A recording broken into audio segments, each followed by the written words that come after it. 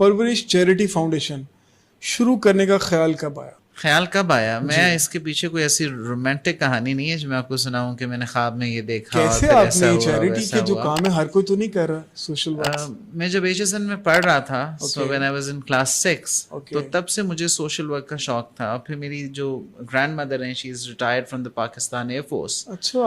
تو وہ بھی ریٹائرمنٹ کے بعد سے بہت سارے سوشل کازز میں انوالو تھیں. تو میں 2017 کی بات ہے یہ کہ میں کچھ اپنا ایک بزنس وینچر پلان کر رہا تھا. اور میری دادوں کو یہ لگ رہا تھا کہ میں وہاں پہ جب اس میں وہ اس کو سپورٹ نہیں کر رہی تھی تو انہوں نے مجھے کہا کہ اچھا تم یہ کر لینا لیکن 2-4 مہینے بعد کرنا, پہلے تم میرے لیے کام کرو کہ میں لوگوں کو سود کے بغیر قرض دیتی ہوں بٹ میں چاہتی ہوں کہ اس کو ہم ایک آرگنائزیشن کی شکل میں کر دیں تاکہ یہ میرے بعد بھی ایک صدقہ جاریہ کے طور پہ چلتا رہے.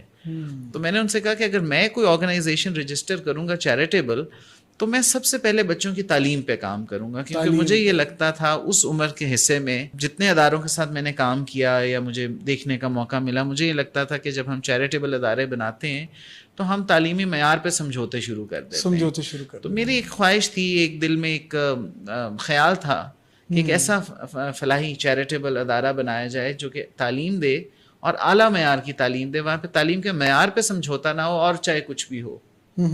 ہم نے پھر پرورش کو رجسٹر کیا اور اس سوچ کے ساتھ رکاوٹیں کیا ہیں؟ رکاوٹیں یہی کہ دیکھیں میں I was 21 at that time.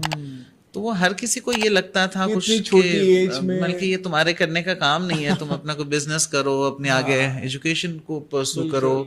ساتھ ہماری فیملی بھی, I come from a middle class family, تو ہمارے پاس کوئی ایسا نہیں تھا کہ کوئی ملے فیکٹریاں چل رہی ہیں جہاں سے بہت ساری ڈونیشنز آ جائیں گی اور آپ اپنا یہ کر لیں گے. تو ہم نے وہ اسکریچ سے فنڈ ریزنگ بھی کرنی تھی اپنے محدود وسائل کے اندر. تو میں نے اس کا پیشن بہت تھا, تو میں نے ڈکلیئر کیا کہ ہم گھر کے اوپر والے حصے میں ایک چیز شروع کریں گے اور اپنا بیڈ روم میں نے نیچے ڈرائنگ روم میں شفٹ کر لیا.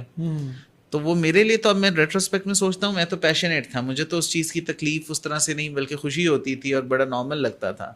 لیکن میری دادوں کے لیے وہ ان کے لیے ایک امتحان تھا, کیونکہ وہ ساری زندگی فوجی زندگی گزاری جہاں پر چیزیں اور گھر میں بھی بڑا ایک ڈیکورم اور ایک رکھ رکھاؤ اور ایک وہ کلچر اور طرح کا تھا.